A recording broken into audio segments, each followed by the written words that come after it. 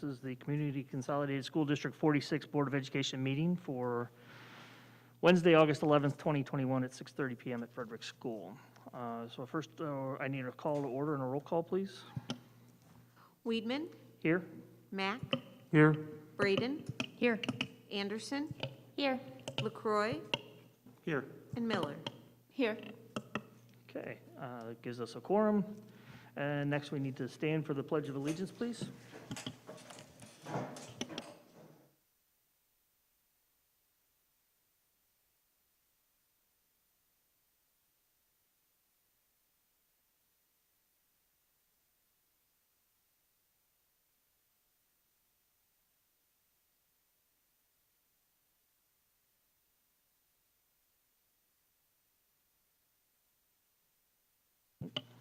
Next, I need an approval for the agenda. So moved. Second. Miller, Aye. Anderson, Aye. Mack, Aye. Weedman, Aye. Braden, Aye. and LaCroix. Aye. Okay, next up will be public comments. But before we start with the public comments, we're making the announcement that tonight's board meeting, is the last board meeting that we'll be accepting online public comments.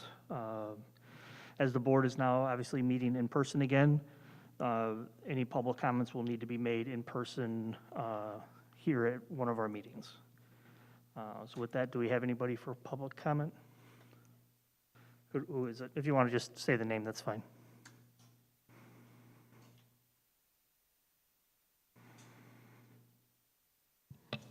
I'm Adrienne Little. Okay.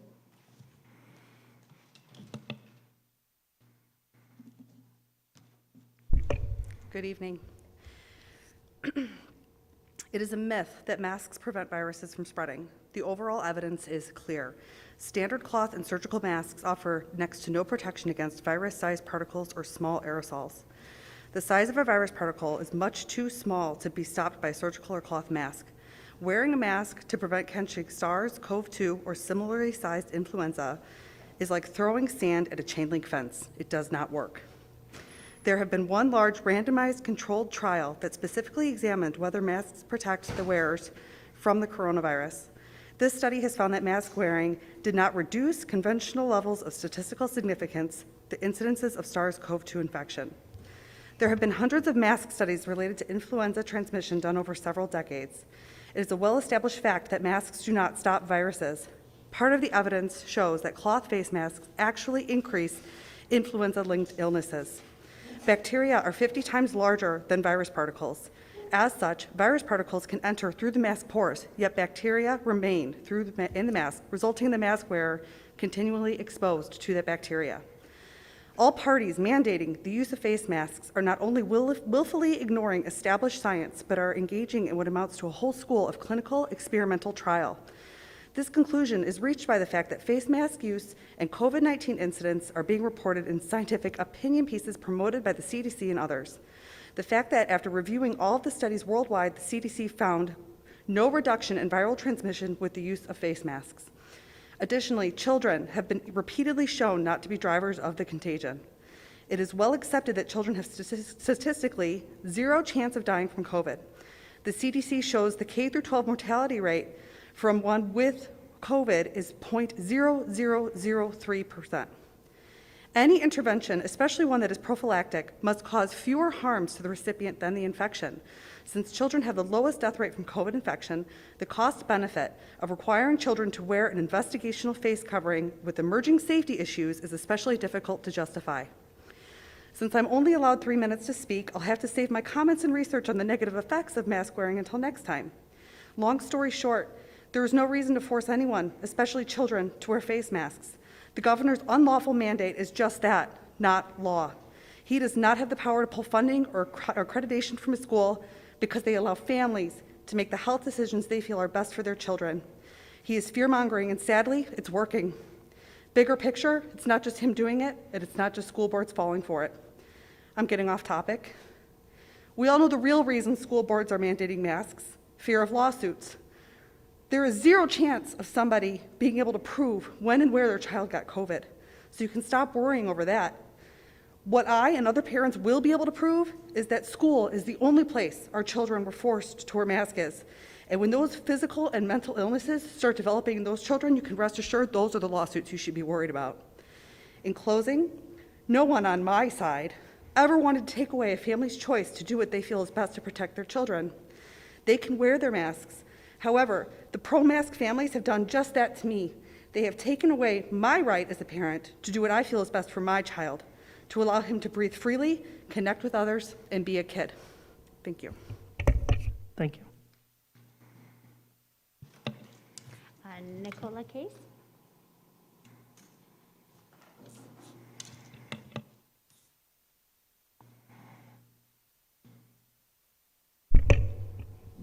Hello, my name is Nikki Case. I have a daughter going into 3rd grade and a son going into 8th grade. We have decided to pull our children from District 46. Being a parent in this district, I think I should be informed what is being taught in our school and changes, sorry, I cannot breathe. Being taught in our school and changes being made in the curriculum, and not from other parents and from my child when he comes home. I also feel we should know what is in the movies, videos my children are being exposed to and watching. I feel we should know the resources and what the standards are. We are discouraged with the direction of the public schools are headed concerning COVID, critical race theory, and the sex education that will be taught in our schools when this bill comes to pass, which unfortunately I feel it will. So now I'm bringing up masks. We the people need to take a stand against you, the CDC, Governor Pritzker. No matter if you are for the masks or not, this is the beginning of the end of our freedoms. I feel like you do not have the right to tell me that I have to put a mask or give my child a vaccine. Teachers and parents need to teach our children, not the government. It is our decision. It should be our decision if I want to put a mask on my child to go to school. I'm standing here and I can barely breathe. This is what everything that Adrian said is so true. There has not been any deaths or a high rate of deaths with children. And you want to put masks on our kids for 6 hours? Because the governor says it should be mandated? The CDC? The WHO? All these people have changed what they've said. Wear a mask, don't wear a mask, get vaccinated, you can have your freedoms back. But no, now it's all gone because Governor Pritzker comes on TV and says, everyone needs to wear a mask. And I feel it's wrong, and I feel like you don't have a right to tell me to put a mask on my kids or give a vaccination that isn't even federally approved. Thank you. Thank you. Okay. Chris, are there any online? There are none online. None? None. Okay. Thank you. Next is the presentations for tonight. We have the 1-year solar energy savings report from Performance Services.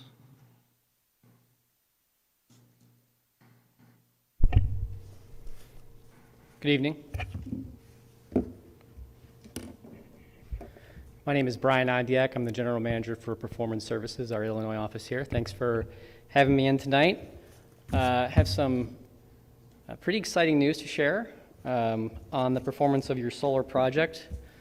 I think we're just pulling up the presentation here.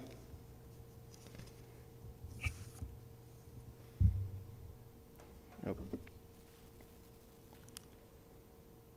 Wow, picture in picture, it's pretty nice.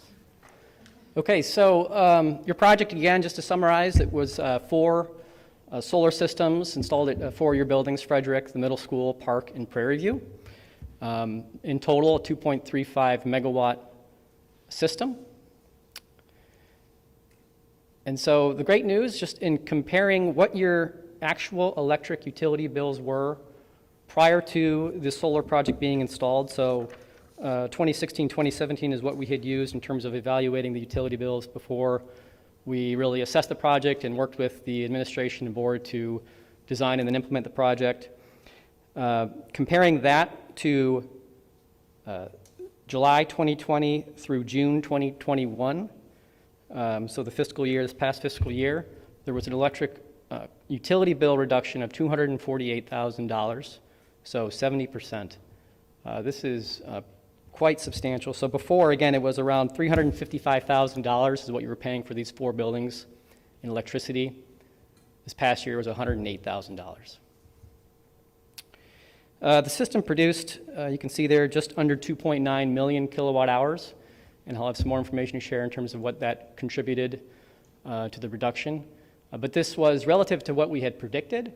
It was 96% of what we had predicted, so we're very satisfied with that. We've seen, there's lots of variables, of course, that impact how a system performs. Many of our projects, we've seen some results that are in the high 80s, low 90s to the high 90s. So we're very pleased with this 96% of predicted. And then there's just a bullet point there to comment on the weather. We do evaluate how many clear days there are in a year relative to what is typical. This past, again, from July 2020 to June 2021, there was about a 13% decrease in annual clear days compared to the 37-year average. So performing at 96% given that is pretty good. This just shows you each of the facilities and how they performed relative to the predicted. So you can see the middle school outperformed, the others just underperformed. Park was probably the furthest off, but across the board, again, 96%.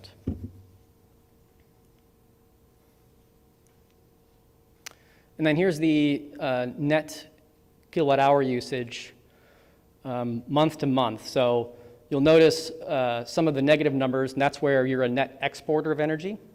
Now, thankfully, in our state, we have net metering legislation, so you're able to capture those credits when it's exported and utilize them towards months where you are a net importer.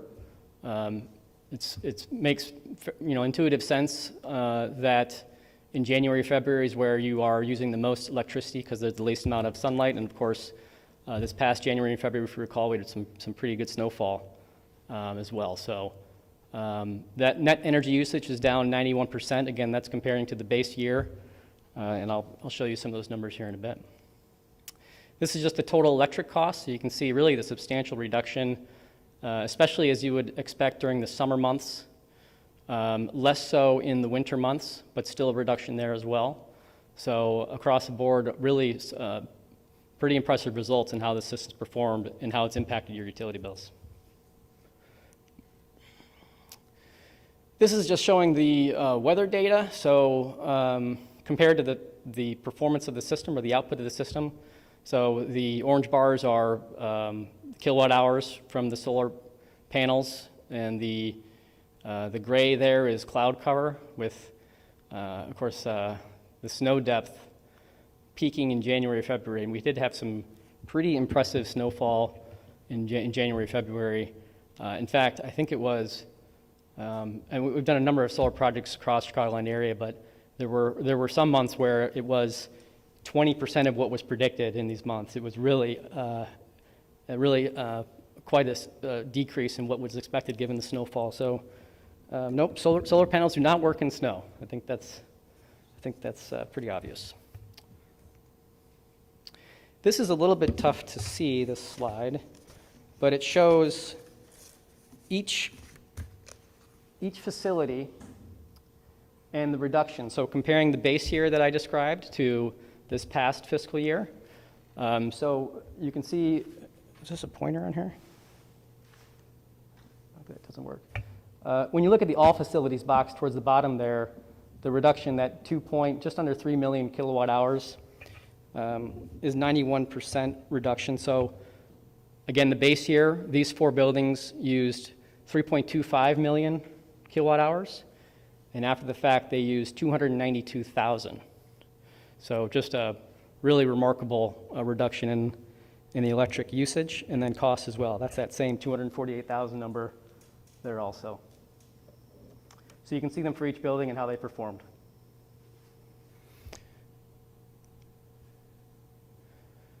This slide shows, as part of our performance guarantee, we use the output of the solar panels multiplied by what we call the base year rate to determine the calculated savings and compare them to what we had proposed or predicted. And so on a calculated basis, we observed $234,000 in savings, which was just above what was projected, the $230,000. So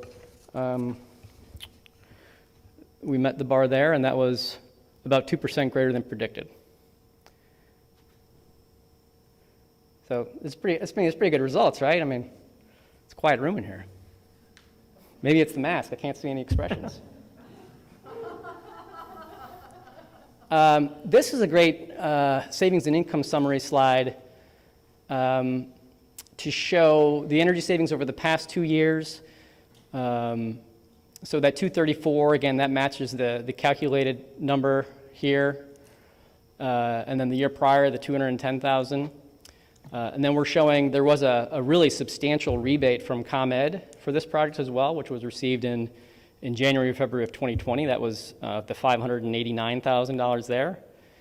And then what's really improved the economics of this project is the district's ability to sell what's called the renewable energy credits to ComEd, which is, I guess not to get too deep into the weeds, but our utilities are mandated to have a certain percentage of their generation be renewable. And so rather than ComEd building and owning solar farms all over the place, the state of Illinois has instituted this program that essentially incentivizes ComEd and gives them the ability to purchase the legal claim over power produced from systems like yours. So it's just another revenue stream for districts or any other entity that installs solar to reap that benefit. So I believe the total contract value, kind of the maximum amount that these systems could earn from selling these RECs is a 1.9 million, just under 2 million. So that gets invoiced over time. So to date, the districts have received about $775,000. And so you can see below there, kind of the remaining amount to be invoiced is 1.2 million. Now that is dependent upon the performance of the system.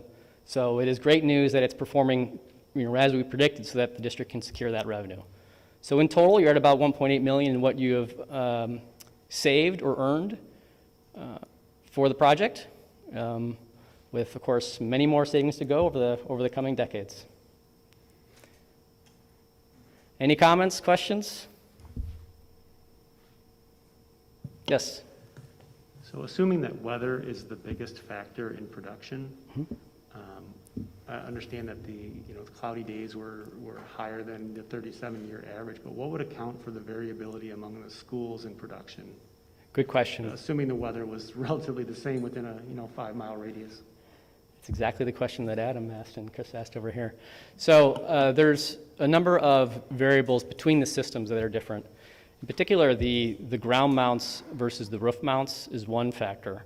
So on your ground mount systems, those are at a higher tilt, which can not only produce kind of more energy per panel, but relative to predicted, they're less impacted by the snowfall. The middle school actually was almost a surprising performer, and perhaps that is due to the nature of that roof, because of course that is an outlier from the 4 systems as well with the tilt of that roof and the way the panels were oriented. Park was the lowest tilt, so that was a 5-degree tilt. Now you might still say, well, even given all of that, we're still in the same weather conditions, so your prediction should be more consistent. The other factor beyond just the nature of each system and the characteristics of the particular building is the maintenance on the various facilities. So I think one of the factors for why your buildings have performed is I know Adam's got his eyes all over it. And so when an inverter goes down, he's able to observe that and rectify it. Because when you do have a piece of equipment that does have an error or throw a fault, and it's not it's not on, then you're losing that production. So it is possible, and we would have to dig up all the maintenance records to see if there were more instances of faults at Park than there are other buildings, but that would explain some deviation as well.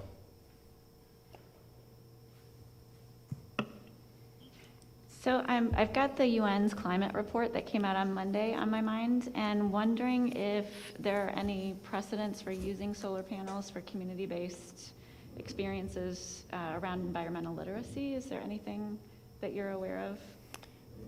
Sure. I mean, we, in many of our projects, and I believe with this one as well, now I know Dr. Glickman, correct me if I'm wrong, but I don't recall if the NEED program was facilitated here or whether that was done under the prior superintendent, but there is an opportunity to incorporate it with curriculum or at least share that with the students. But community-wise as well, I guess that's something for the district to consider if that's of interest, to broadcast that or convey it, or however you might prefer in terms of highlighting awareness to it. Mr. Lewis, I think you might have some information to share about that. So, yes, so when we first put in the solar panels, the staff that have curriculum that's related to this opportunity for solar panels, we did go through the NEED project and had trainers here on site. We were able to get resources because we didn't do it for every grade level because it was not a natural fit in their already jam-packed days of curriculum. So we looked at the specific ones. I'm sorry that off the top of my head, I don't know which ones, but we did have staff get trained, and then we will be working again. Adam has been talking to me about how we can get the better information with the live data and the graphs and charts. And some of our math teachers are actually interested in seeing real data to do some analysis. So it is in the works. But we have many materials from NEED. Training was great, and to make sure that we're incorporating it in. Fantastic, thank you for that, I appreciate it. But I want to clarify, I'm looking, so I chair the Community Engagement Committee, and I'm looking to develop partnerships outside of the classroom, although I love the stuff, that instruction is going on in the classroom. So my question was more, is there a precedent for other taxing bodies to learn from our district about about the solar panels? Is there any opportunities? I tell them about your district all the time. What's that? I said I tell them about your district all the time. It's a great, it's a great you. example. But Me too. I'm sorry. Go ahead. No, that's good. So it's more, is there a way to, has anyone else developed partnerships with other taxing bodies or other municipal groups or civic groups to promote environmental literacy, not just with students, but with anyone in the community who's interested in learning? Yeah, that's a really good question. I don't have examples off the top of my head for our projects as to a district potentially partnering with the municipality or other taxing bodies that are local. I know Grays Lake, of course, has a really strong solar base, given that not only District 46 is installed them, but District 127 has as well, as we're installing an array on the Grays Lake Library as we speak also.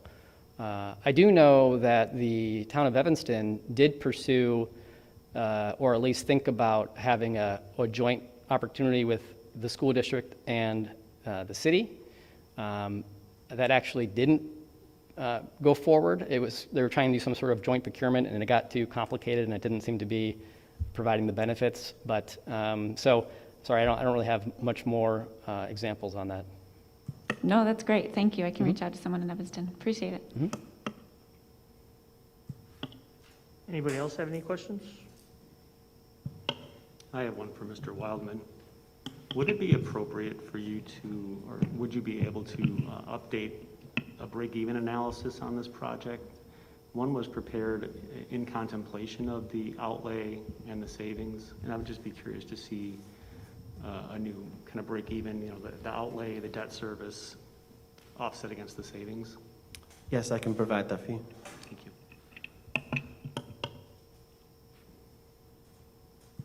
Okay, Thank you very much. All right, thank you for your time.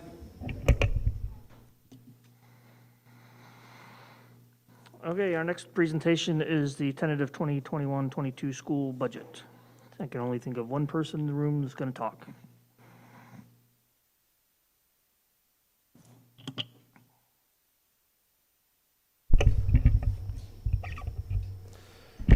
All right, this is the tentative presentation of Community Consolidated School District 46. Here is our mission: empowering learners, creating equity, cultivating community. So how do we fulfill those? Well, we do it by having actionable goals. Here's our finance goal that was affirmed by the Board of Education. Review, expand, and clarify financial practices to increase transparency and communication with a focus on aligning financial decision-making to district goals. We are also guided by board policy, specifically 4:20, which determines we have a fund balance of 25 to 30%. So I'd like to stop here and talk about the budget process. The budget process is built upon a participatory, zero-based budgeting input from departments such as technology and from building principals. The administration engaged in a cycle of meetings with the business office to gather their requests for the upcoming year. Participatory budgeting increases responsibility and ownership in decision-making, builds an understanding of school budgets, directs funds to pressing needs, and encourages budget leaders to be innovative and take ownership. We're still in a global pandemic, which has made budgeting more challenging. The current year's spending has not been typical, and the needs of the coming year require a higher level of analysis and planning by the administration.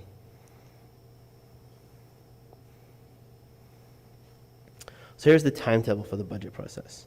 After this evening's presentation, the budget will be publicly available to the community tomorrow in the district office and on the website.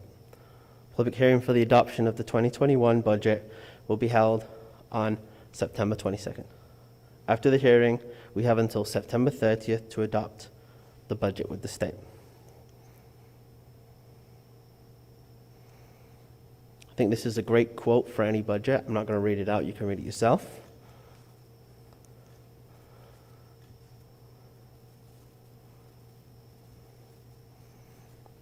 So here is our all funds budget. I'd just like to walk through you very briefly. The total difference between revenues and expenditures is $1.2 million, which means we have a deficit budget. However, I'm very proud to tell you that the education fund is balanced. We worked very hard to bring this in line by making sure we do everything possible to reduce waste and focus available funds on students. The major individual funds which are deficit spending are the Operations and Maintenance Fund, Transportation Fund, and the Debt Service Fund.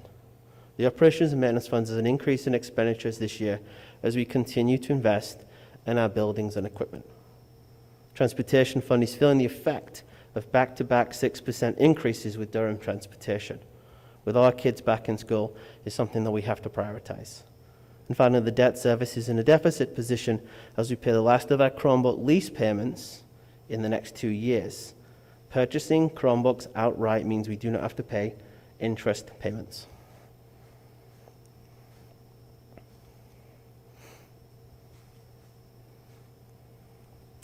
So where do our revenues come from? Well, 60% come from local taxpayers. 27% comes from the state of Illinois. The largest of these grants is evidence-based funding, which is $14.4 million. Smaller grants make up the difference. Federal funding makes up 10%, including IDEA title and the additional pandemic relief, and local funds make up the rest. Local funds and interest make up such a small part of the revenue budget due to interest rates being at historic lows. We also see a reduction in local funds as we collect less from parents for food, as our meals are free this year.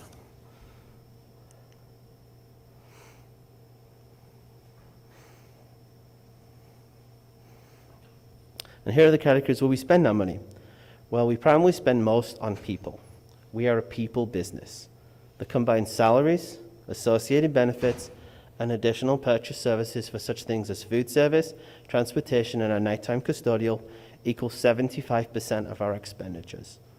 The next largest category is debt payments with 13%, for our outstanding bonds, debt certificates for solar panels, and existing copier leases and Chromebook leases.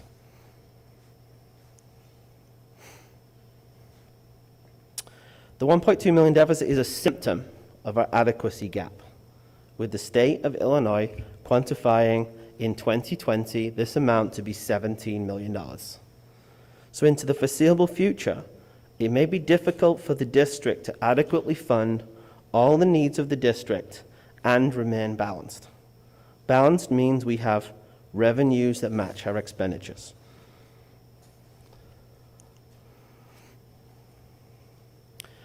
Making a small start of capital, wrong one. We're currently receiving $900,000 to $1 million per year extra from additional funding from the state. So it might take many years to reach adequacy at this rate, assuming that all things remain equal.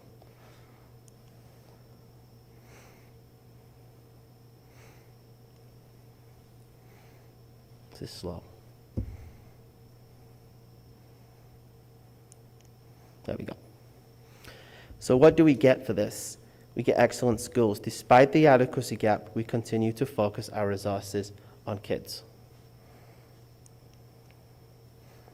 So here's our EBF in a chart. Fiscal year 17 was the last year of the old general state aid formula. And in FY18, we finally got our evidence-based funding. We did not receive additional funding in fiscal year 21. Here we have our pandemic relief funding, which we will be continuing to use this year. We focused on additional teachers, new furniture for social distancing, and most exciting of all for the district, coming soon, new curriculum resources for English language arts. We look forward to bringing a recommendation to you in the second half of this year to be implemented and adopted in the 2023 school year. Here are some of the other investments we'd like to bring you to your attention and be celebrated. A new key card system for all buildings. This addresses a safety concern. A new website for the community. This comes from our strategic planning communication goal. Vehicle replacement. Investing in our fleet for the first time in many years. Replacing old and deteriorated vehicles. And finally, making a start on the long list of capital that Wald presented this evening to the Finance Committee, and looking forward to the report from Train with our partners as part of a long-range plan to helping us identify and prioritize capital projects. So what happens next? A budget document called the 5036 will be put on display tomorrow. We will make any updates to the budget and any material changes, although none are anticipated today, through the final presentation on September 22nd. We'll prepare for the public hearing on September 22nd. And finally, once the budget is adopted, the Business Office will begin work on a 5-year projection for the Finance Committee and the Board of Education. This will help us make decisions in the coming months and into the future. Thank you. I'd like to invite questions from the Board of Education. I did have a question real quick. On the ABF funding, is your 2022 year, is that an estimate? Because I thought usually we don't hear until after we get into this budget process. From I just received it, and we were exactly correct. So yeah, we have the exact amount in the budget. Thank you.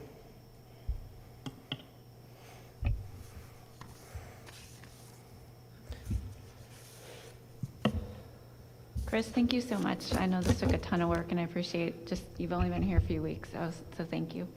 I'm just noticing again that the budget reflects a structural deficit, that our revenue is not aligned with our expenditures, and hoping that we can talk more about that. Seems a significant concern in the Finance Committee. Be great. Thank you.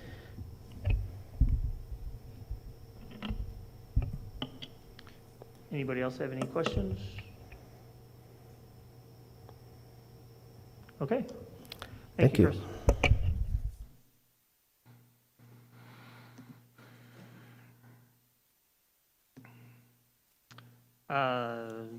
Next will be board reports. Anybody from the Board of Education have anything to report?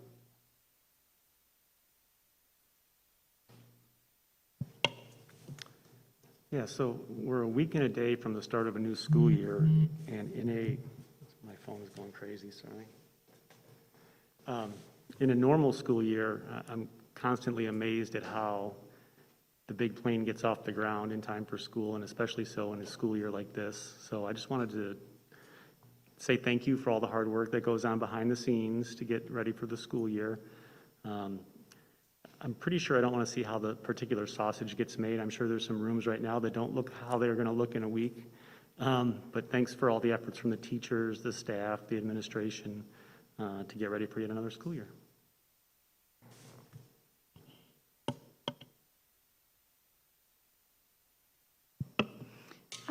So I also wanted to offer some thanks first to Amy Mackey and her Girl Scouts. They built an ADA accessible raised bed in Woodview's outdoor classroom, which is school gardens, which is fantastic. So thank you to Amy and her Scouts. And the second thing I wanted just to let you all know, I've spent quite a bit of time attending the Green Schoolyards webinars. They meet bi-monthly. And the last one they shared this resource with us, and I thought it would be helpful to our board as we approach the board goal meeting. It's called 5 Guiding Principles, How Districts Can Use COVID Relief Funds to Advance Healthy Green Schools.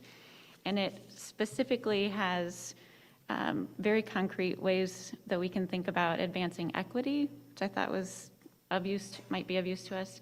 And then also, dear to my heart is it gives us some concrete examples of how outdoor learning provides yet another layer of insurance to make sure our students remain in school all year.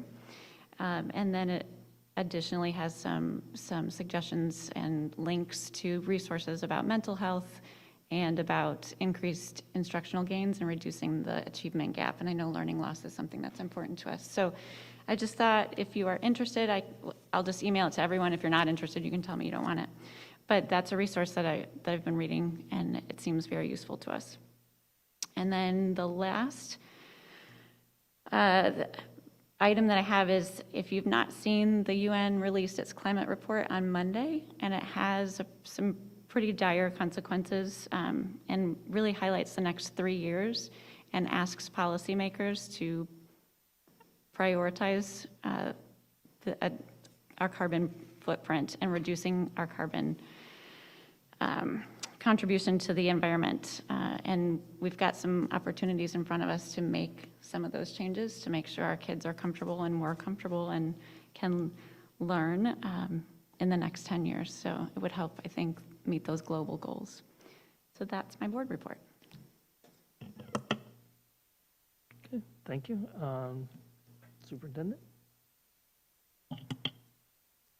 Good evening. Well, thank you, Mr. LaCroix, for your comments, because that is exactly what I was going to speak about. It has been very busy, and it's always very, very, very busy before the start of a school year, but this year it is exponentially busier. Everyone continues to rise to the occasion.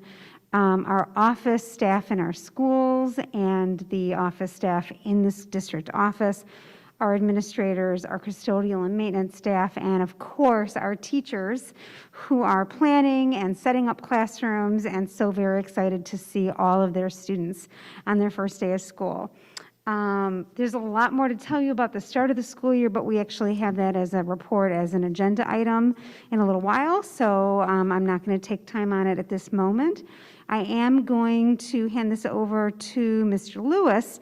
He also has a lot to share later about the start of the school year, but I know we will have him talk for a moment about Jumpstart Kindergarten. Thank you for that.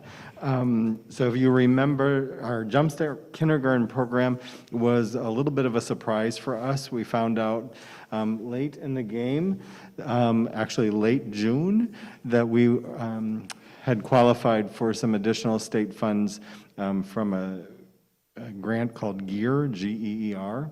At the moment, I don't know what those stand for. But we were able to pull together with help from a lot of my colleagues across the district, we were able to find if we had staff, what students could be invited to meet the criteria, what materials we needed to order, and we started on July 19th. So from the end of June to July 19th, we were able to pull a program together called Jumpstart Kindergarten. It was for identified students who had been in early childhood, the Preschool for All program, or who had been on the wait list for the Early Childhood Preschool for All program. So this was a program that we designed for a half-day experience for students. We focused on literacy and numeracy. And I'm saying we are still working on it because tomorrow is actually the last day. So we have been going strong since July 19th, Monday through Thursday. So it's been 4 weeks. We've had 21 students who met the criteria and whose families were able to fit it into their schedule. We provided transportation to and from for all of the students. We had 2 teachers who readily applied and we accepted. We also had 2 assistants. So we had 2 classrooms, each with a teacher and an assistant. We had a director as well who was there to coordinate. Again, I said we had new materials focusing on math and literacy. And so we got those organized and delivered in time. They're very, very happy with them. They were similar to the materials we used during our more typical summer school program that had already ended when we got this information. We also provided lunches and breakfasts to a majority of the students as well. And so lunches and breakfasts went home on Mondays and Thursdays, and they filled the gap for all the days in between. So it was a pretty hefty bag or two for our incoming kindergartners, so we had a lot of adult support helping them get on the bus or get into their cars. So the thing that we are taking from this experience is that I am very, very interested in trying to see if we can continue this in the future, because we're seeing the strong benefits of having our early learners come in and get a taste of kindergarten and learn what school is about, learn what schooling is. Thankfully, this group of students have been amazing. They've really worked hard. They knew how to treat each other. They knew, with some guidance, how to sit when they needed to sit and how to get attention and toileting issues, all kinds of things. So it's been a really fun thing. I've enjoyed every minute I've been able to get there, but I would say it's a huge success. And the other reason I would say it's a huge success is the number of phone calls I got the week that Jumpstart started from other parents saying, how do I sign up for my child? Because my friend or my neighbor or my brother or someone's child is in the program and they're already talking how great it is. And so that's what also triggered, how can we expand it, broaden it, if we could have a Jumpstart experience as part of our typical summer school that we usually do in June. I'm sharing that I would like to come with a proposal for us to see how we can make that happen, because I think it was very, very beneficial. So thankfully, with really short notice, we were able to pull together something really great for these 21 students who qualified, who met the criteria for attending. So, and I can't say that it was just me. I had friends in the EC department, I had friends in the special ed department, I had friends in transportation, I had friends in the buildings. It was housed at Prairie View, I never said that. So we used the kindergarten rooms. Our kindergarten teachers know this week where they're typically setting up their rooms. Many of them are, they knew they could come in the afternoons. So it did impact scheduling, but we needed to have a 4-week program to qualify. So whew.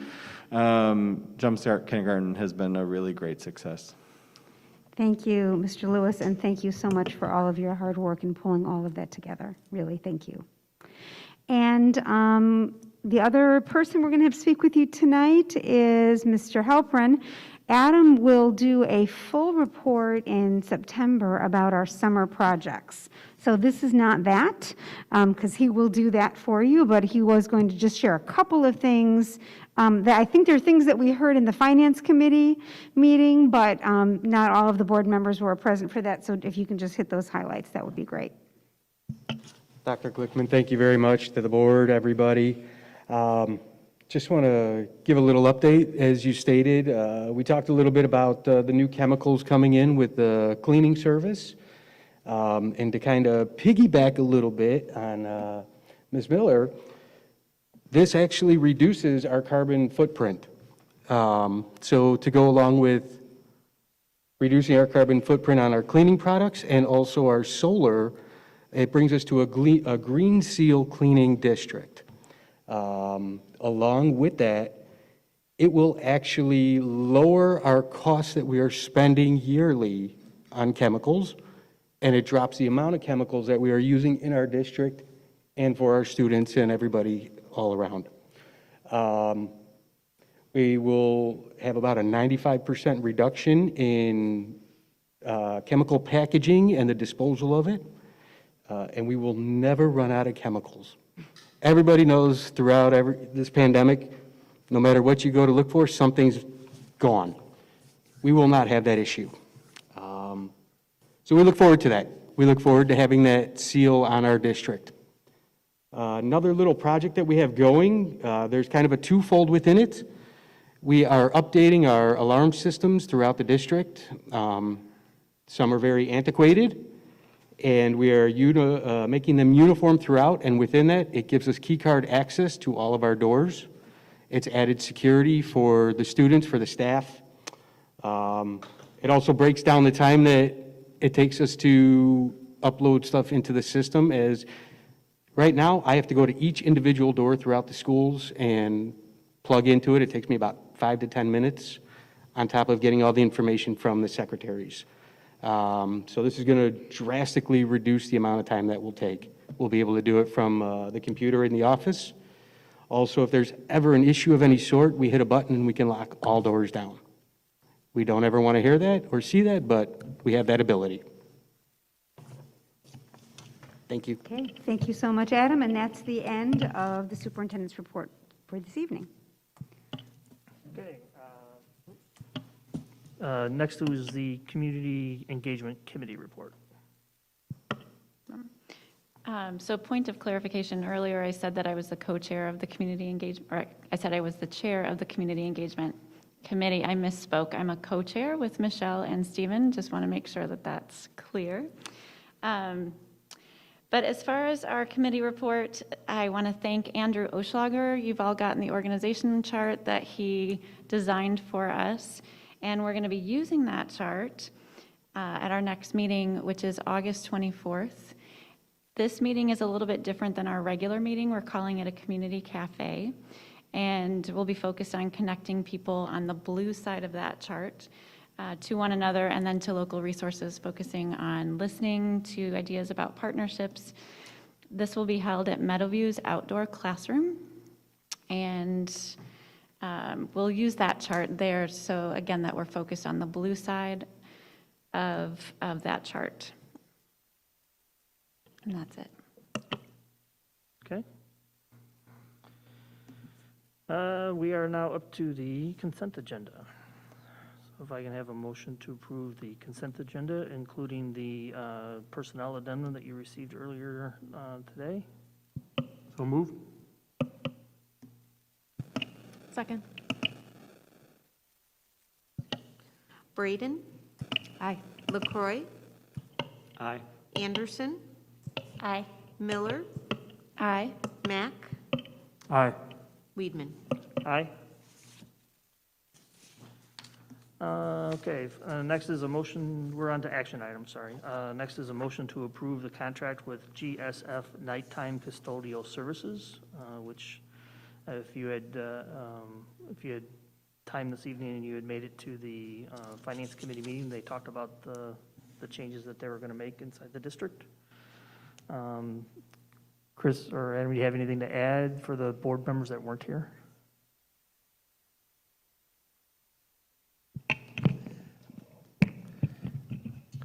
Yeah, with reference to the memo, I'd just like to reiterate that this was a RFB that we put out, and it was board approved by you all. And we had 6 responses, and this was the lowest responsible bidder. So it's the right thing to do for the district to use competitive bidding, and GSF is a good responsible winner. Okay. I'll make the motion to approve the contract with GSF Nighttime Custodial Services. Second? Weedman, Aye. Miller, Aye. Mack, Aye. Braden, Aye. LaCroy, Aye. Anderson. Aye.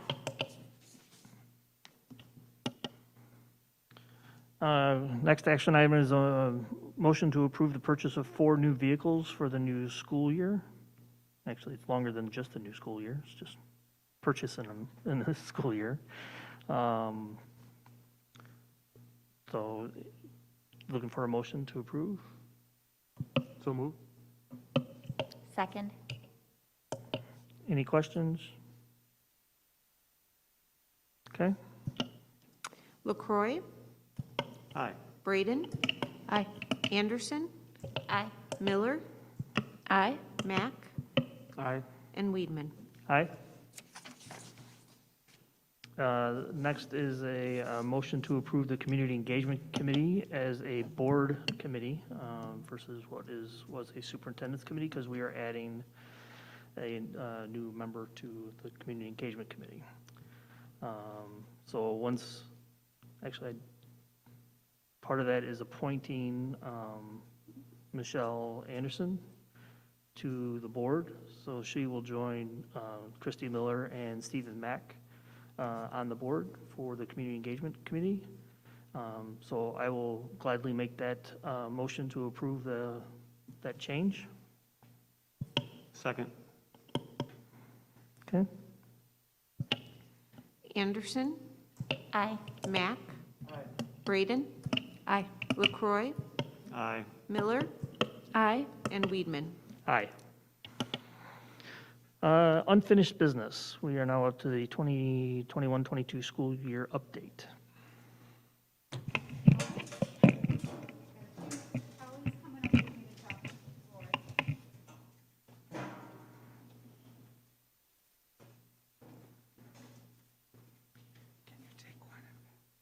Thank you. Oops, wait.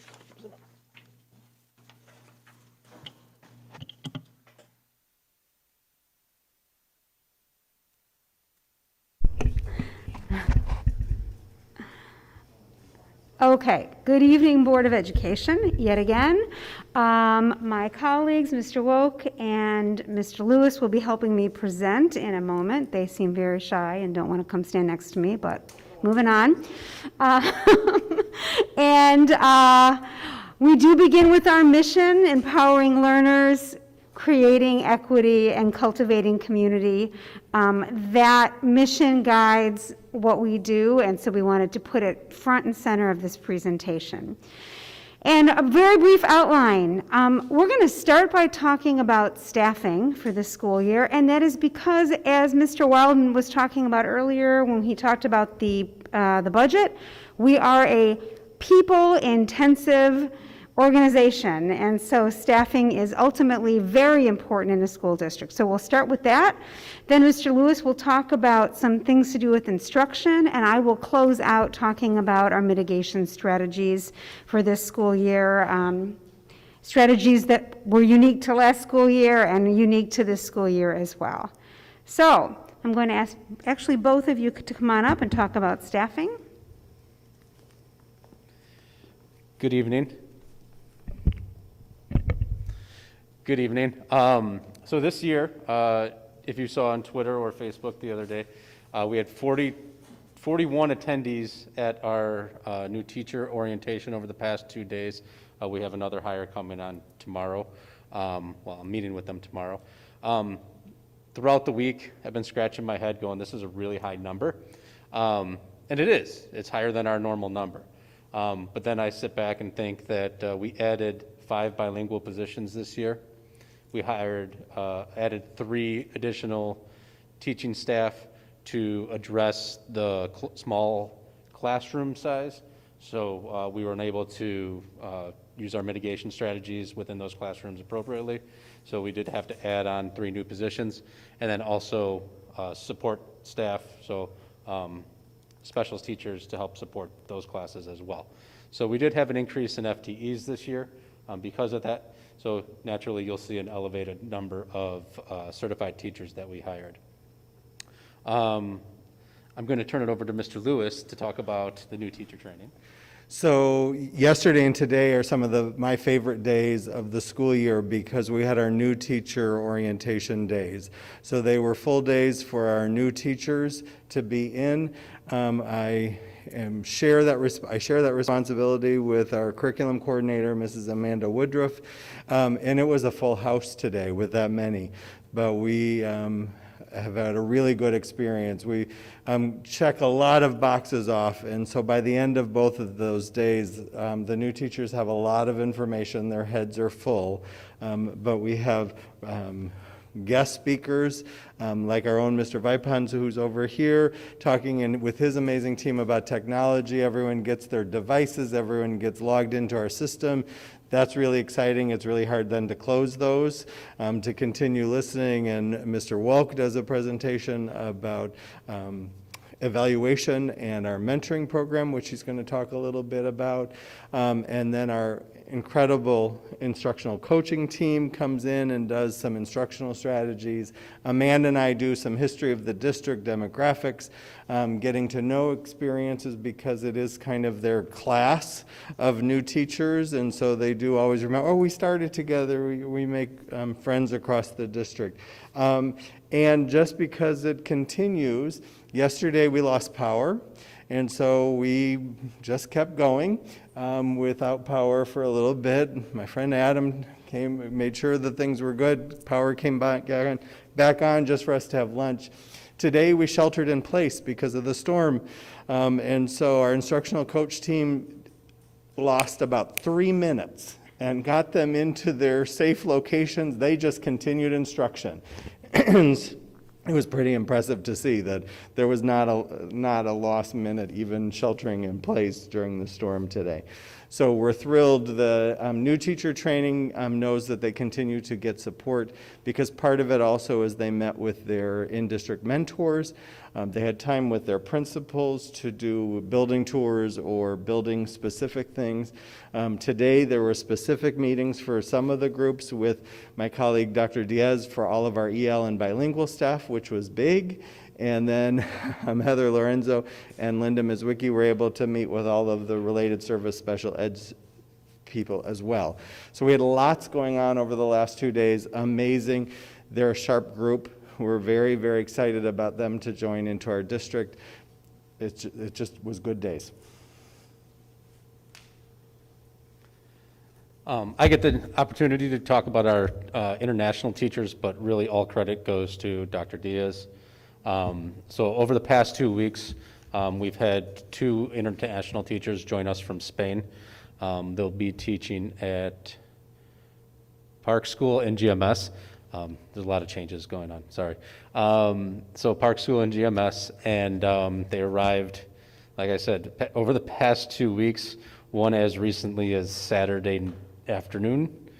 So Dr. Diaz has been amazing, running them around, getting them to the bank, helping them try to get their Social Security IDs, and most importantly, helping with housing, which we all know right now is in a crunch. So we have Almu and Maria, who will be joining us this year from Spain, and they are here on a 3-year work visa. Exceptional. They were part of our trainings today and yesterday as well. They're funny, they're interesting, they were learners. Perfect. Yes. And so that brings me to the new mentoring program. Now, I will be talking about this in a little bit under discussion items, so I'm not going to give away too much. But this year we also do have a TOSA, a teacher on special assignment. Her name's Katie O'Brien, and she'll be working as basically the mentoring coach coordinator and working with Title I buildings. And so we have a new opportunity this year to build upon our, as I call it, our first day buddy mentoring program, whereas the teachers come in, the new teachers come in, they meet a mentor, they go back to their home building, they show them where the bathroom is, they show them where the copy machine is, they kind of show them around the building, and then they're usually a teammate, so they're able to help them throughout the year, but it's not really a formal mentoring program. We do have that program still for our third year teachers and up, third year to the profession and up. And Katie and I are going to be working on that program to refine it and make it a little bit more robust as the year goes on. But we have a special program that we're going to be doing this year for first and second year teachers to the profession. And I'll share more about that in just a little bit. That brings us to our new support staff. New support staff being non-certified staff. That is custodians, that is office staff, that is program assistants, who are teacher assistants, as some of you may know. Here we call them program assistants. So we have currently hired 17 of them. We currently have 30 openings left, 15 of which are somewhere in that hiring pipeline. So they either have a meeting scheduled, of hiring meeting scheduled, or we're waiting on fingerprints, or they're waiting for their license. So I have to say that they're not completely hired yet, because you have not acted upon them, but they are in that pipeline, and as soon as that paperwork is complete, those positions will be filled. That leaves us with a good number of positions open still. So we are doing everything we can to fill those positions. The positions posted on Indeed. Dr. Glickman shared it out through her newsletter. And if you know somebody that's looking for a program assistant position, send them my way. And so that brings me to the end of my presentation. I'm going to turn it over to Dr. Glickman again. Thank you. And I just want to comment that the difficulty we're having filling those positions really mimics what we're seeing in other industries as well.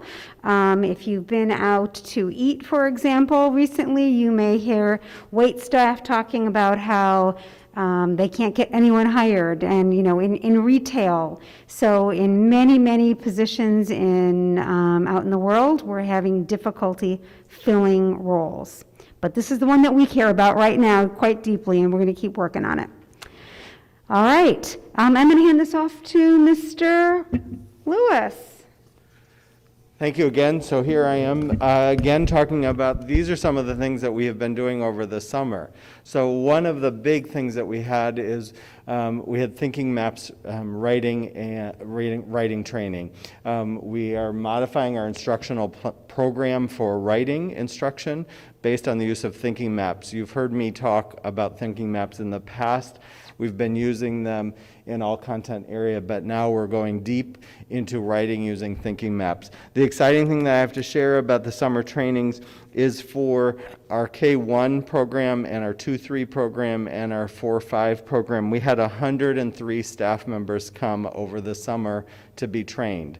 They were with us for a full day. Each of those 103 staff members were with us for a full day of training over the summer. We were thankfully able to pay them using Title II grant money. The Title II grant money that we would have used for substitutes last year, so we always budget money to pay for subs. We moved the grant around and we were able to pay our teachers to come in over the summer. We still have a number of staff will be trained, but we'll be doing that in small groups as the school year begins. But that's really exciting that 103 staff members came in to learn and to grow and to practice. Our instructional coach team, again, maybe I've said it already once, they're amazing. They created very strong professional development opportunities. On top of that, for writing, we also had 48 staff members who either came in for a half-day refresher or a full-day, full-on course about Thinking Maps. And so it was helpful to have that. So we had a good number of those 41 new staff members who came in early to get training so that they could hit the I don't even know what that phrase is. You hit the ground running right when school begins. So again, we were able to pay them using Title II funds to support their learning. So we're really very, very excited that that many staff came in over the summer and were able to fit that. So we had 6 days where all of that happened over the summer. And then the next thing on the topic was Institute Day plans. As we were starting, hopefully the Institute Day agenda made it to you, board members. So on top of new teachers today and yesterday, we're getting ready for all staff opening Institute Days next week. And so those are on the 17th and 18th. Because of what we're dealing with right now, we typically bring the entire staff together in one location. We're choosing not to do that this year. So we're having all the meetings in a home school, so it means the school that the teachers work in, and then we'll move from there. So we have 2 full days of experiences for teachers for PD, for welcoming, to hear about the new things that are coming or happening, also for them to work with their teams, and then also for them to also work with people in job alike. So similar roles, we're going to do that in person because there's some things that we need to actually, it'll be more effective to be in person for that. A majority of the time will be virtual with thank you, board. You've provided us a video for a welcome to all the staff, and many other people have created videos that we'll be sharing with staff in a staff meeting experience. But instead of having all the presenters live, we're having videos. And we do have a number of PD sessions for some of the new programs that the board you approved for us. Our new foundational skills program, for example, in K2. That company and almost all the companies, I should say all the companies that we're using are not allowing trainers to come in person. So they provided video trainings for us to be able to share during those times. So new teacher, or all staff institutes coming. We're excited. It's going to be 2 full days for our teachers, which is really good. Another thing I was asked to speak about was the intervention block. 2 of our colleagues, Amanda Woodruff and Linda Mizwicki, have been working all summer on a refresh for MTSS/RTI. I'm using a lot of acronyms. MTSS stands for Multi-Tiered System of Support, and RTI is Response to Instruction. And so those are 2 ways that we can help kids with unfinished learning or who might benefit for some additional support.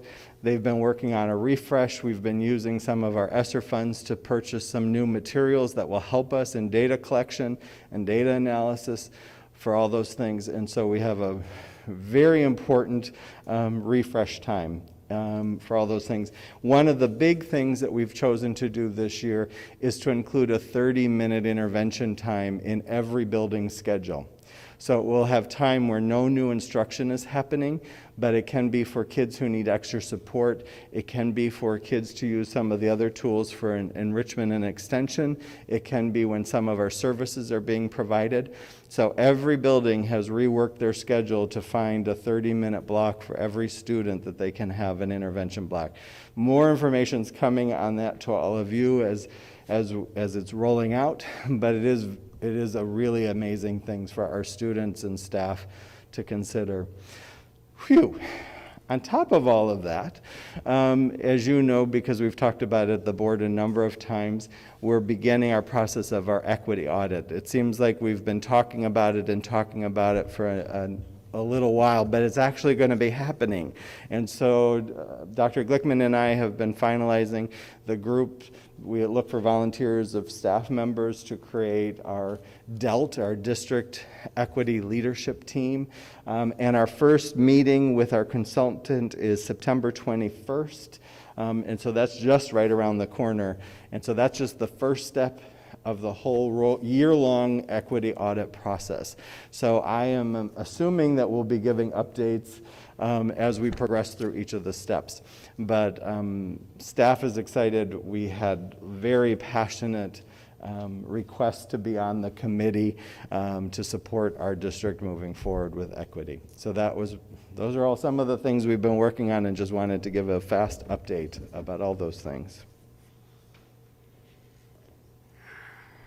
Thank you. That's the really, really important stuff, what we're going to be doing this year. And so this last piece is just how we're going to be safe while we're doing it. Right? What are we going to do to keep ourselves safe? Wait, I want to make sure I didn't miss something. Okay, there we go. So I'm starting with a quote by our state superintendent, who several weeks ago said, "We have no doubt that children learn best and educators teach best when they're physically present together in the same space. We want to do everything we can to ensure that that happens safely." And so that's what this is all about. These details are in the plan that was sent out to our community about a week ago, so I'm not going to go through every last piece. I'm just going to hit the highlights for you. As you know, social distancing is a large part of the plan.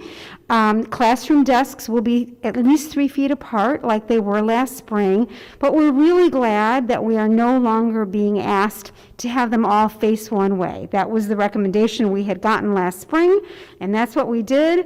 That is not very conducive to outstanding instruction and how children learn with each other, and it's no longer recommended. So they will be able to be moved into pods and other structures as long as the students are sitting at least 3 feet apart. Lunch will continue to be in shared spaces, just like this one. Will continue to be in desks, 4 to 6 feet apart, and that's again to keep students safe, particularly when their masks are off. Breakfast will continue to be sent home for consumption. That's something that we did last spring. That way, children do not need to be unmasked in the classroom and eating breakfast. They can bring home a bagged meal at the end of the day and eat it at home the next morning. And our bus capacity is returning to normal capacity. Last year there was a limit of 50 students, but that's no longer being required. So bus capacity will return to normal, and there will be seating charts on those buses, and that will help for contact tracing. And of course, students need to be masked on buses, which brings me to the next piece. Masking is a very large component of our mitigation strategies. Universal masking is required indoors for all students and staff, regardless of vaccination status. And they can be removed at recess and obviously while eating, and anytime their teachers take them outdoors. Although we will be asking our teachers to keep the children socially distanced outdoors while they are unmasked. Whoop, missed one. We talked a lot about cleaning procedures earlier. I will just mention that high touch points will continue to be cleaned at least once a day. We'll be using those sprayers and disinfectants that you've heard us talk so much about. And the contractual night cleaning crew, once we start with our new group in October, will increase from 15, a staff of 15 to actually 23. So that will really help enhance our cleaning in the evenings. And then on to activities, meetings, and social events.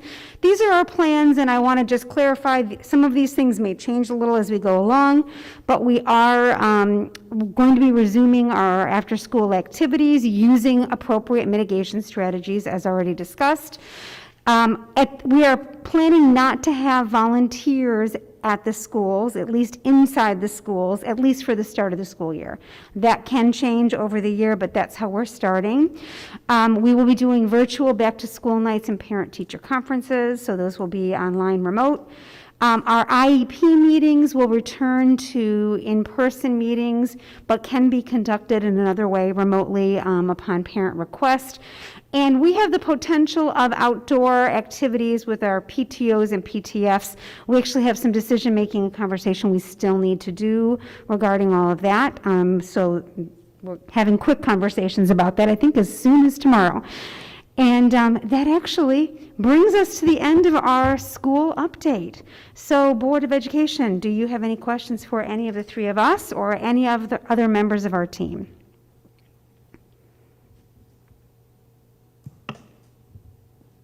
I just want to say thank you for all the work that you're doing, and also for the mentoring program in particular. I know as a when I was in the classroom a long time ago, I would have loved that. So thank you for prioritizing that, especially in light of the teacher shortage. I think it'll be something we can sell our district on, so thank you. Thank you. Anybody else? Just a second thanks. I mean, I feel like last year was a whole different set of conversations, and there's not a lot of precedent. So I know all the care, all the details, all the implications of every decision and how they intersect with each other had to really, really be considered very, very carefully. And I'm so proud of the group that came together to put this plan together. It's safe, it's instructionally sound. I'm excited for us to all return to the classroom. Thank you. Before we continue with any other comments, something helped me to know that somehow we missed a slide. So we're going to go back for a moment. Can you bring our slides back up? Because I know we have a slide that was about COVID testing. And where is it? Was it? Did I skip it? There we go. I was so excited, I missed that slide. All right, so sorry. Let's just hit that for a quick moment. We have two kinds of COVID testing that are part of our mitigation strategy, and it is pretty important, so I want to make sure you hear about it, although you've been hearing about it. The first is our shield testing. That's the weekly saliva test. Tomorrow, parents will be receiving from the schools all kinds of information for the start of the school year. One piece of that information will be information about this test, and there will be what's called an opt-out form. So parents who do not want their children to have this weekly COVID test will be able to opt out. However, we're hoping very much that most of our students will do this testing. It is a wonderful strategy for us to be able to test our students who are asymptomatic. They're feeling just fine. We will be able to do this very quick weekly saliva test to make sure that they really are not sick. There will be one staff member at every school who will receive results of those tests, and the parents of the children, assuming that the children are engaging in the test, will also have the opportunity to go into a portal to see that their children are not ill. Obviously, if anybody is sick, we will be contacting families and working through that process with them. But we're really pleased about this test. And then there's the Buy Next Now testing strategy. This is something that actually the state is just now allowing us to do what's called Test to Stay. Last year, we spent a lot of time talking about close contacts. Remember that? I think I showed you pictures about classrooms, and if somebody got sick, all the children around them that would have to quarantine, all of those conversations. Due to this Test to Stay, if a child at school is sick with COVID, as long as we have certain mitigation strategies in place, the children who are around them will not have to quarantine. One of the absolutely required mitigation strategies is that they are masked, right? So the child who is ill was masked, and the child who was sitting near them is masked. That's one. But also there is the Test to Stay. And this, I confirmed today with the Lake County Health Department that they will only allow children to avoid quarantine if they were close contacts, if they are engaged in the Test to Stay. And here's how that works. If there is a child who has coronavirus and there is a close contact, the family will be invited to have the child with a close contact go through the Buy Next Now testing strategy. That's a nasal swab. We'll do it at school, and they do it 4 times on day 1, so that's the day after the exposure, day 3, day 5, and day 7. And as long as the child continues to test negative on those tests, they do not have to go home. We're so pleased about this because our focus this year is keeping our kids in school and healthy and learning in school. So we're thrilled about that opportunity. Okay, so now we're a little backwards because that's really the end of my presentation. Board, any questions or comments for me? Any further ones? Nope, doesn't look like it. All right, thank you so much. Thank you. All right, next is new business, and the only item on there is a discussion of first and second year mentoring program memorandum of understanding in partnership with the Illinois Federation of Teachers, and I assume that was what you were alluding to, Mr. Wolk. Well, I didn't want to let the cat out of the bag too early, but the state has started a collaborative effort for first and second year teachers to the profession. It's going to be paid out of the CARES Act, which passed federally a couple years ago. And this is a collaborative effort between ISB, IFT, Illinois Federation of Teachers, and IEA, Illinois Educators Association. Those are the two big unions in the state. And we've decided to move forward with this. We would like to move forward with this program, pending your approval. But what this is it will be for first and second year teachers to the profession. They will have an on-site mentor that they will meet with regularly once a month at a minimum. They will also have a virtual instructional coach. So they will have regular meetings with somebody somewhere else in the state, and all these people had to go through an application process. The virtual coaches had to go through an application process through the union, the IFT, and the IEA. On-site coaches or mentors had to fill out an application, and they will be going through a training process that will be put on by ISB. What this requires from the district is an MOU, Memorandum of Understanding, that will be participating in this. They had a stock MOU that we shared with our legal counsel. Our legal team made a few adjustments, sent it back. We discussed it with the union. They're on par with it. We've had meetings with the state representative, the person at the state level that is responsible for this. We've been, our union here at Grays Lake, we've been on board meeting with them regularly. This is a win-win for everyone, especially our new teachers. So, like I mentioned, at this point, all it would be from the district is a signature on the MOU. This program goes until the funding runs out, and we don't control that. Any questions? Does anybody have any questions? Thanks, Chris. It's like Christy Miller said, I would have loved that in my first couple of years teaching. I'm assuming that some of that funding then is for stipends for the mentor teachers? It will be for the mentor teachers, and this year, so we tried to get in on it last year. We reached out to the state in March last year, and then they want to try to sign us up right there for the remainder of the school year, and we said we can't do that. One of the changes from last year to this year is that the mentees will also receive a stipend for some of their outside work that they'll be doing, because it will be beyond their school day, so that's something that they've worked in, and again, that's being paid for through CARES.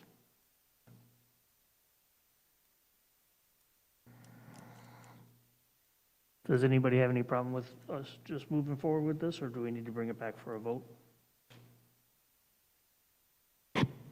Okay. 2 thumbs up, or Okay. So 14 thumbs up. We do have the MOU, and I'll get it to Sue to get Yep. to. If you get it to her tomorrow, I can swing by tomorrow. Will do. Thank you.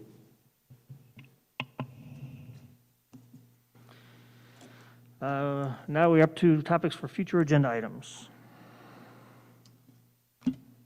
Yes. One moment. All right.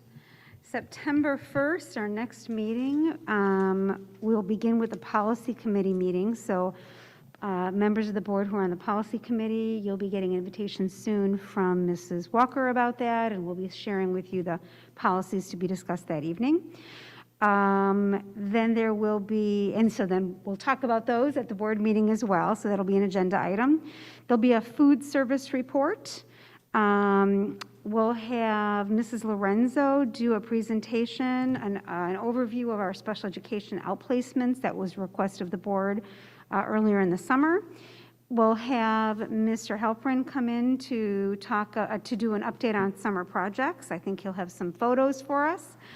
And also presentation from Train, who's been doing our indoor air quality assessment. So they'll be presenting that information. So that's September 1st. And then September 22nd, then Wold will be coming. They were here tonight with the Finance Committee, but they'll be coming again for a long-range master facilities plan approval. And then we'll be looking to approve our policies, the ones that we discuss at the policy committee meeting on September 1st. That is what I have at this time. Okay, anybody have anything they would also like to discuss in the future? I'd like to add potentially bringing in, as we talked about, some of our state legislators as guests to talk about the spring legislative session, what the impact was on education, the decisions that were made, and then maybe even a look ahead from them as well. And I'd be happy to talk about timing, depending on where it could fit best on the agenda, and, reach out to those folks to get them in. I'm thinking specifically Malin Bush and Sam Yingling. Do we have any other representation in District 46 beyond? At the state level? At the state level? I believe they cover our entire district. Okay. Yes. Great. And then if there are others that we also would want to put in that lineup, like John Wasik, I think that would be fantastic. You read my mind. as I was well. just about Okay. to say, how about at the county level, I think too? it'd be nice to just have every once in a while to invite one of them in, so maybe I'll put together a list for that. Good. Yeah, and then I am wondering if we could... Just pull it closer. Sorry. I'm wondering if we have any more information about the board goal-setting meeting. Do we know what the process will be, or what we need to do to prepare for that meeting? So we do have it set, am I correct? It's the end of September. Let's see, so we do have it set, and I do not have information directly from the facilitator, but as soon as school year starts, I will reach out to her and we'll get that information to the We have board. lots of time. Right, yeah, Doesn't have to be no. right away. I'm glad you're asking, What's the yeah. date again? What's the date again? Do we know? Yeah, I think sure- it's either September 24th or 25th. I can give that to you. It is the 23rd. So we have a 23rd? Board of Education meeting on the 22nd, and then we have the board self-evaluation on the 23rd. And thank you for asking that question, because we'll go ahead and find out what the board needs to do to prepare. Dr. Gliffin, do we know what time it is on the 23rd? I have it on my calendar at 6:30. Okay. I believe that was the determination. Okay, great. Thank you. Sure. Okay, anything else? Yeah, this is not a topic for a future agenda item, but the next CEDAL Governing Board meeting, I think, is August 25th. I may not be able to attend that one, and so as I mentioned before, I would be reaching out to one of you to be a sub and represent the board at that governing meeting. I'll be a little bit more clear once I start my school year next week, so maybe in the back of your minds, fellow board members, keep the August 25th as we do not have a board meeting that night, but I might reach out and ask. It's my responsibility to get a sub if I can't attend, so I might reach out to you. Thank you.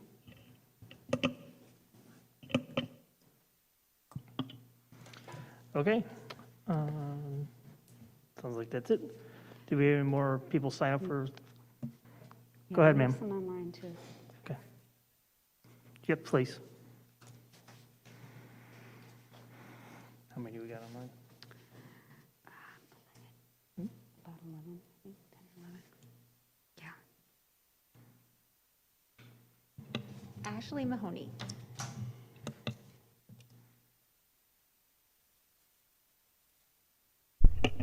Hi, good evening, everyone. I'm going to keep this shorter than I probably have in the past. Just a first, good luck to all of our teachers. I know everyone that is, well, I shouldn't say everyone, most teachers want to be in the building, and so everyone is happy to be there, regardless of all of this. So I just have questions. I'm going to, good luck to the teachers, thank you for everything, and I just have questions that seems like everyone's like, oh, we're happy we did this and we're happy we did this, but there's some things that really stood out to me that were missing, and so I figured I would get them out there, and hopefully they're things that you're thinking about also, or maybe it's something that I should have read in some of the documents that were sent, and I just missed them. So the first thing is, how often are we looking at making changes? So many districts decided to put a plan together, went mask optional, had to backtrack because of the mandate. So when will we make changes? Are you sticking to this is what we're doing for the whole year? Are you going to reevaluate once we get out of this lifted mandate? Like, I know other districts have said we will reevaluate this on a month-by-month basis. I was wondering what our plan is. The second thing is, how often are kids going to be given breaks in their masks? Every hour? If they're taking a break every hour, where are they going for that? And I ask that because as adults, we all have the luxury of taking our mask off during our day. We go into our office, we get to take it off. I'm a teacher. The second kids walk out of my door, I get to take it off. The kids never get to do that, except for lunch. And a 30-minute lunch in a 6 or 8 hour day isn't enough. So I'm just curious how we are going to address that. And in addition to that, like having snacks in the classroom in the morning or in the afternoon, depending on their lunchtime, how is that going to look as well? The bin X now, I was the first hearing about it. I'm curious how different it is from the PCR tests that we heard about being pulled because of false positives and not distinguishing differences between COVID and other illnesses. And so what is the difference between this test and the PCR test that we were hearing about? My second questions, I think, are probably more specifically for Mr. Lewis. What are our plans for leveling the gap for our current first graders this year? That Jumpstart Kindergarten sounds like it's going to be super awesome to give those kids that needed a lot of what they missed last year to get them ready for kindergarten. But what about all of our kindergartners from last year that missed a school year? So what are the plans for the first grade teachers to get them to where they need to be? I saw the intervention block, so that sounds like a great thing, but what's being used? Is it research-based stuff? Obviously, I'm assuming for interventions it would be, but what about for the kids that don't necessarily need an intervention? So what are they now going to do for those 30 minutes? Is it just sit and read? Is it a free time? What kinds of academics are we giving them to push them a little further? Oh, I can't believe I didn't just think of this one. And I didn't hear anything about what we're doing for any of our social emotional needs. I don't know what everybody needs and what every child needs, but I can tell you from the small children that I've worked with and seen, that is where we need to spend a lot of time and effort. Academics obviously is super important, but some of these young kids learn more in those young grades about how to interact with people, and this isn't helping that, and this isn't going away. I can speak for my own daughter. I think she thinks that this is like a muzzle and she can't speak. Her teacher last year had to have hand signals to say, hey, are you okay? Because she wouldn't speak through her mask.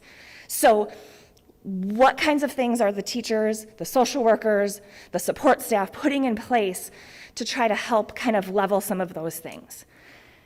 And I think that's it. Sorry, I've got lots of notes. I think that's it. So those are things that I thought of. Maybe you've thought of them and they just weren't addressed tonight. Maybe you haven't thought of them, but hopefully just something to be thinking about some of the other needs that our kids have. For everybody who did speak tonight, make sure you have your email on the list so that we can answer and respond to you. Sir? Can you please put your name and email address on there?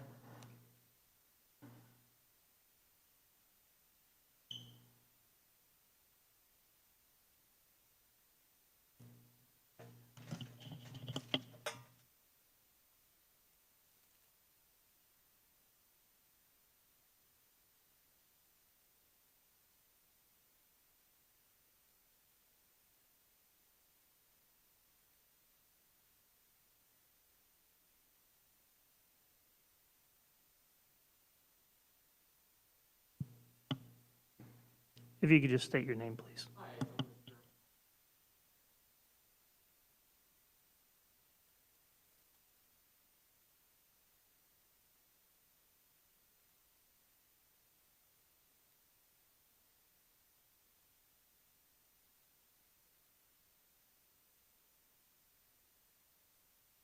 My first grader really had a hard time with the being on camera all the time. We actually ended up pulling her out of school in January because she was having so much anxiety about it. And I really don't want her to go back to remote learning. I'll do anything to keep her in school. I don't care about the masks. I mean, I love that she's, some level of protection with the mask. I don't know what level that is. What I'd really like to know is about the mitigation efforts that you guys are doing. Masks are fine. They give you like 20%, supposedly 20% protection. But my child can't get vaccinated. I am, but she can't. I'd like to know what other mitigation efforts you guys are doing. I'm hearing about air quality reports that are happening in September. School starts next week in August. What about, the testing? I fully support the testing. However, I want to know, am I going to be notified before my daughter's tested? Are we going to be told as parents if a child in my daughter's class tested positive? I mean, I don't care who it is that tested positive. That's not my business. But I would like to know that someone tested positive because I'd like to know whether or not I feel comfortable sending her back to school, at least, for 2 weeks or whatever. I think that you guys are struggling with a lot of stuff going on.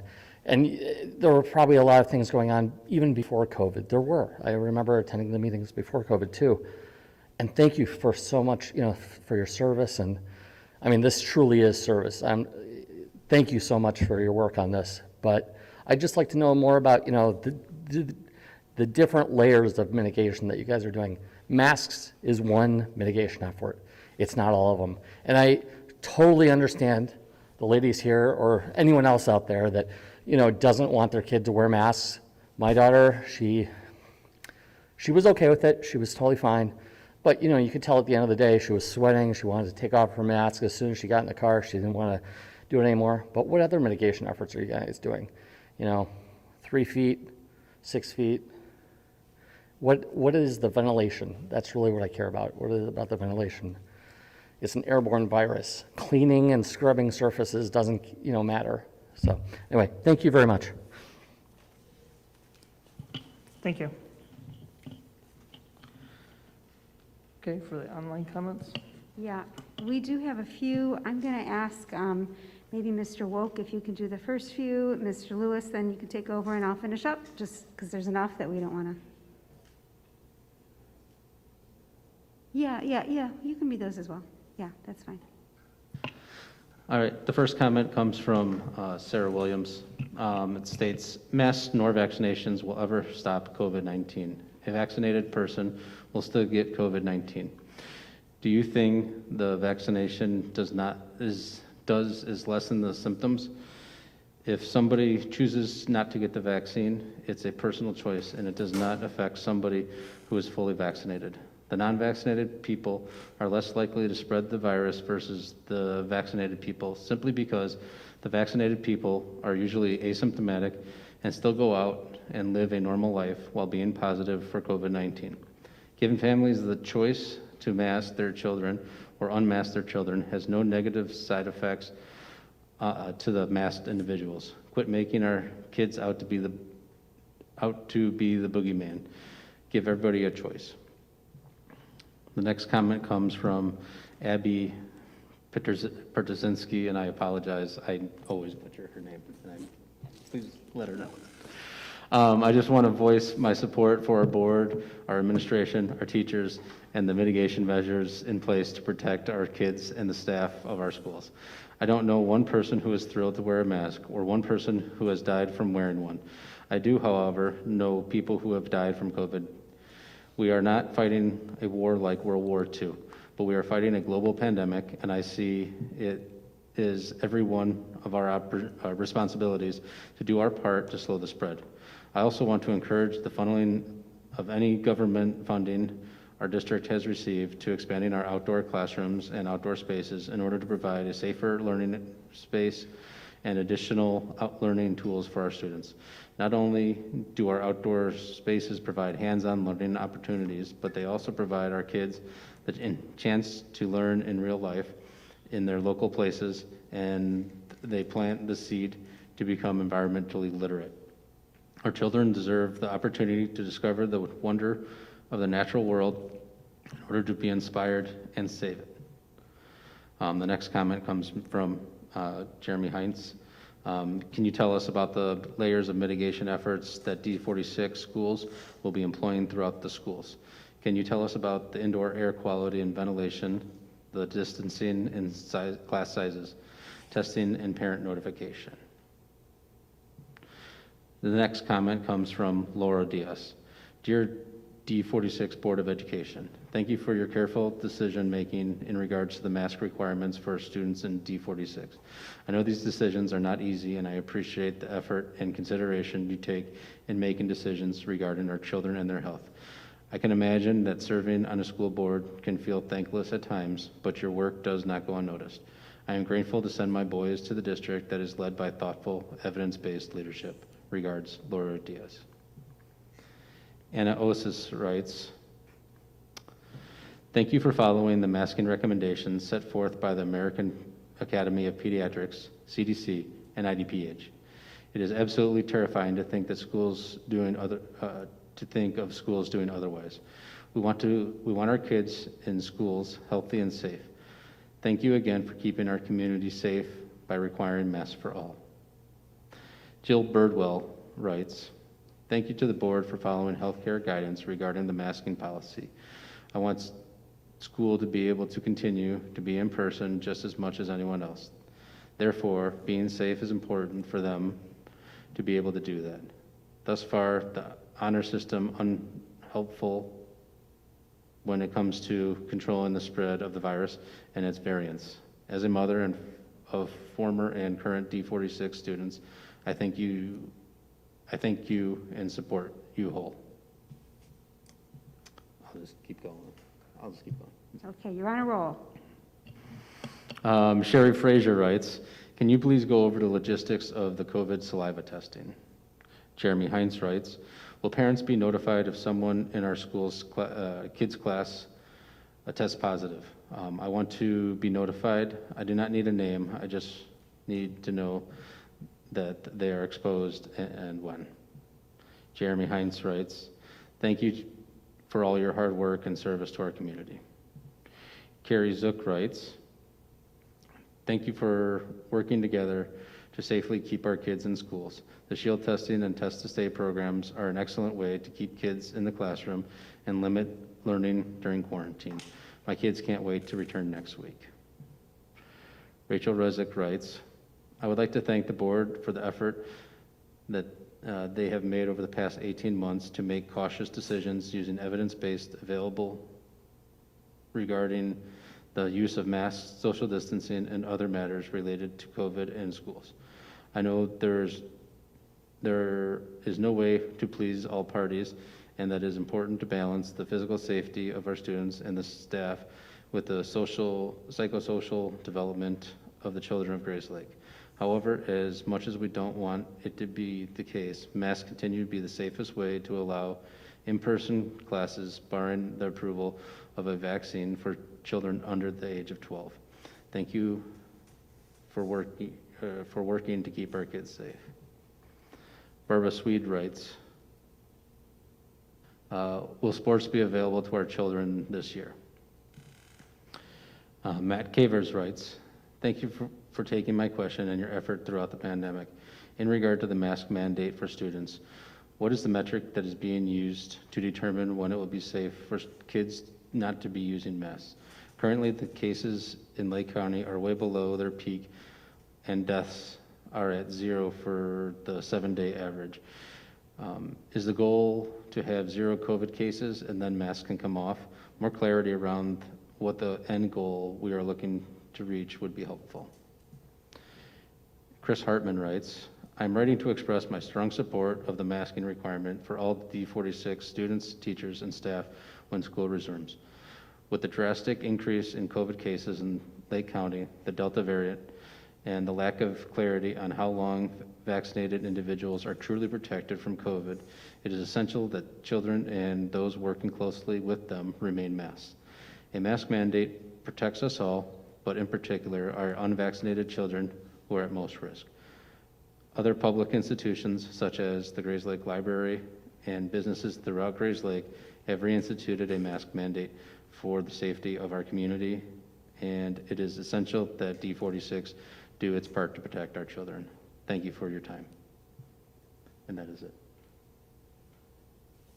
Okay, thank you. And just wanted to remind everybody that this was the last time that we'll have the online public comments. Any future comments will need to be here in person at the board meeting. Obviously, as with anything else, if we go back to virtual meetings, we will revisit that policy to continue. So